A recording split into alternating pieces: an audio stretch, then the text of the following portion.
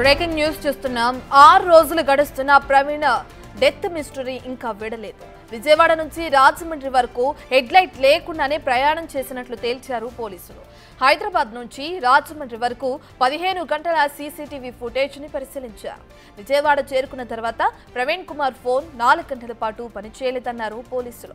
అయితే ప్రవీణ్ టీ-షర్ట్ పై shoe mark ఉందో లేదో తేల్చాలని క్రైస్తవ సంఘాలు డిమాండ్ చేస్తున్నాయి. త్వరగా పోస్ట్ మార్టం రిపోర్ట్ కూడా ఇవ్వాలని కోరుతున్నాయి.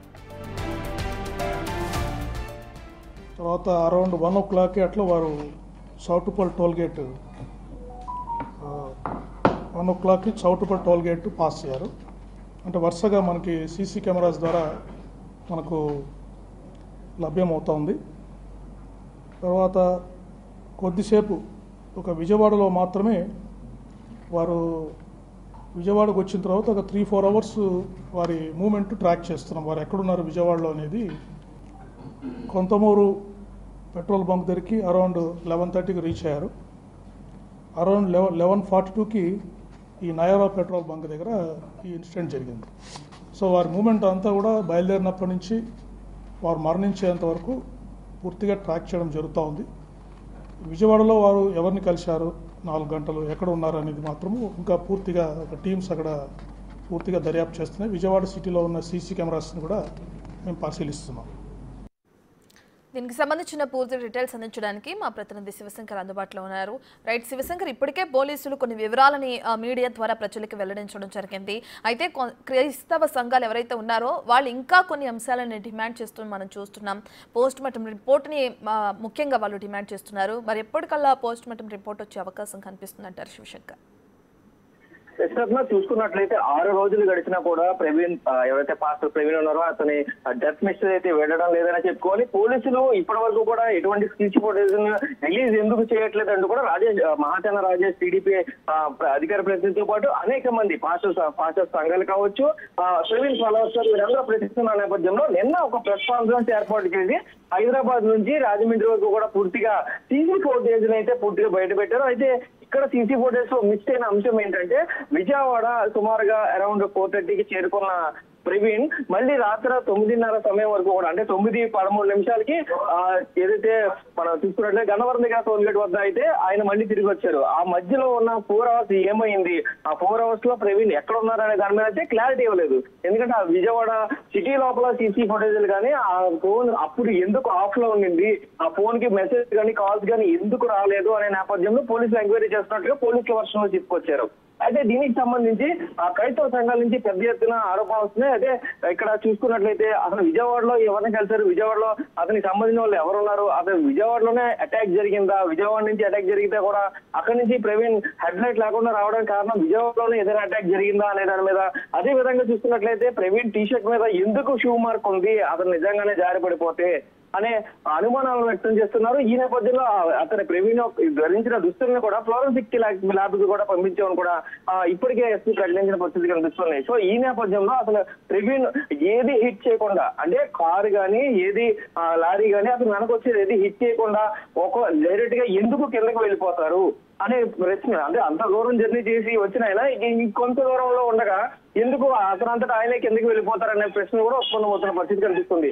సో దీనికి సంబంధించి టోటల్ గా ఏదైతే పోస్ట్ మార్టం రిపోర్ట్ ఉందో పోస్ట్ మార్టం ప్రిలిమినరీ రిపోర్ట్ కూడా అయితే పోస్ట్ మార్టం సంబంధించి ప్రిలిమినరీ రిపోర్ట్ కూడా పూర్తి స్థాయిలో రాలేదని పోలీసులు ఎందుకు చెప్పారు, కేవలం ఎక్కడైతే గాయాలయ్యాయో ఆ గాయాలకు సంబంధించి మాత్రమే చెప్పారు, ఇంకా కర్మ విషయాలు ఎందుకు పోలీసులకి ఇంకా ఇవ్వలేదు అనే నేపథ్యంలో కూడా పూర్తిగా ఎంక్వైరీ వాళ్ళు ప్రశ్నిస్తున్న పరిస్థితి కనిపిస్తుంది.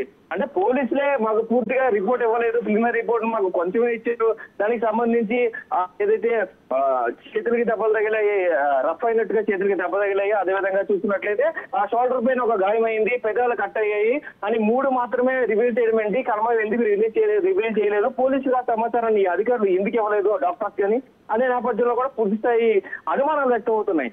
ఈ నేపథ్యంలో చూసుకున్నట్లయితే పూర్తిగా ప్రవీణ్ పాస్టర్ మృతి పట్ల ఇంకా చాలా అనుమానాలే ఉన్నాయి. దీన్ని క్లియర్ కట్ గా దీనికి సంబంధించి పూర్తి స్థాయి రిపోర్ట్స్ అన్ని బయట పెట్టాలి. అదేవిధంగా పోస్ట్ మార్టానికి సంబంధించిన రిపోర్ట్ కూడా త్వరితగతిన ఇవ్వాలంటూ కూడా క్రైస్తవ సంఘ నాయకులందరూ డిమాండ్ చేస్తున్నారు. జస్టిస్ ఫర్ ప్రవీణ్ అంటూ కూడా కొవ్వొత్తుల ర్యాలీలు కూడా చేస్తున్న పరిస్థితి కనిపిస్తుంది.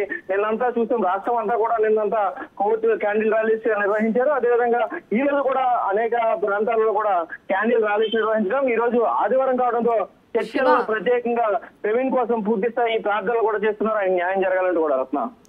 శివ, మీరు చెప్పినట్లుగానే ఏదైతే క్రైస్తవ సంఘ నేతలు డిమాండ్ చేస్తున్న కొన్ని విషయాలు ఉన్నాయో వాటికి సంబంధించి కానీ ఈ కేసుకు సంబంధించి కానీ ఇప్పటికే ముఖ్యమంత్రి చంద్రబాబు కూడా ఆరా తీయడం జరిగింది. అయితే మరి పోలీసుల విచారణ ఎక్కడి వరకు వచ్చింది? వీటన్నిటికీ పోలీసులు ఎప్పుడు సమాధానాలు చెప్పే అవకాశం కనిపిస్తుందంటారు? ఖచ్చితంగా రత్న వారం రోజులు ఇంకా సమయం పట్టే అవకాశం కనిపిస్తుంది. ఎందుకంటే డీజీపీ ఆఫీస్ నుంచి నేరుగా పూర్తి స్థాయి ఎంక్వైరీ జరుగుతుందని చెప్పుకోవాలి. ఎందుకంటే విజయవాడలోనే అంటే మంగళగిరిలో డీజీపీ ఆఫీస్ ఉంది. ఆ డీజీపీ ఆఫీస్ దగ్గర నుంచి కూడా ఫోరెన్సిక్ అధికారులు కూడా వచ్చారు. ఎస్ఎఫ్ఎల్ అధికారులు కానీ డీజీపీ ఏదంటే ఫోరెన్సిక్ అధికారులు కానీ ఎస్ఎఫ్ఎల్ అధికారులు కానీ వీరందరూ కూడా విజయవాడలోనే కేంద్రీకృతం ఉండడం, డీజీపీ నేరుగా కేసుని ట్రాన్స్పరెంట్ గా ఉండాలని కూడా ఆయనే పర్యవేక్షిస్తున్న పరిస్థితుల్లో ఎప్పటికప్పుడు ముఖ్యమంత్రి నారా చంద్రబాబు నాయుడు కూడా దీనిపై సమీక్షిస్తున్నారు. సో మొత్తం టోటల్ డీటెయిల్స్ అంతా కూడా ఇప్పుడు విజయవాడకి మారిపోయినాయి. ఆ విజయవాడ నుంచి ఆ సీసీ ఫుటేజ్ ఆ 3 గంటల్లో లేదా ఆ 4 గంటలు ఏం జరిగింది, ఆయన ఏ రూట్ నుంచి ఏ రూట్ లోకి వెళ్ళారు, అక్కడ ఏదైనా అటాక్ జరిగిందా లేదా అక్కడ ఏదైనా యాక్సిడెంట్ జరిగి అక్కడ లేదంటే స్వల్పంగా ఆయన బైక్ ని డ్యామేజ్ అయిందా, ఎందుకు ఆ హెడ్ లైట్ లేదు అనే ప్రశ్న మాత్రం పదే పదే ఉత్పన్నం అవుతుంది. ఎందుకంటే హైదరాబాద్ లో డే టైమ్ లో మొదలయ్యారు, జర్నీ స్టార్ట్ అయింది. అయితే ఇక్కడికి వచ్చిన తర్వాత హెడ్ లైట్ లేదు, హెడ్ లైట్ ఎందుకు లేదు, విజయవాడ నుంచి హెడ్ లైట్ లేకుండా ఆయన ఎందుకు ప్రయాణం అయ్యారు, అసలు విజయవాడలో ఏం జరిగింది, ఆ 3 గంటలకు సంబంధించి సీసీ ఫుటేజ్ ఎందుకు బయట పెట్టలేదు, అంటే సీసీ ఫుటేజ్ తీసుకోవడానికి ఎంత సమయం ఎందుకు పడుతుందనే కోణాల్లో కూడా వారు ప్రశ్నిస్తున్న పరిస్థితి కనిపిస్తుంది. ఖచ్చితంగా దీనికి సంబంధించి పోస్ట్ మార్టం రిపోర్ట్ కూడా త్వరితగతిన ఇవ్వాలనే డిమాండ్స్ అయితే రోజు రోజుకి పెరుగుతున్న పరిస్థితి ఇక్కడ కనిపిస్తున్నాయి Ratna. Right, thank you Shivshankar.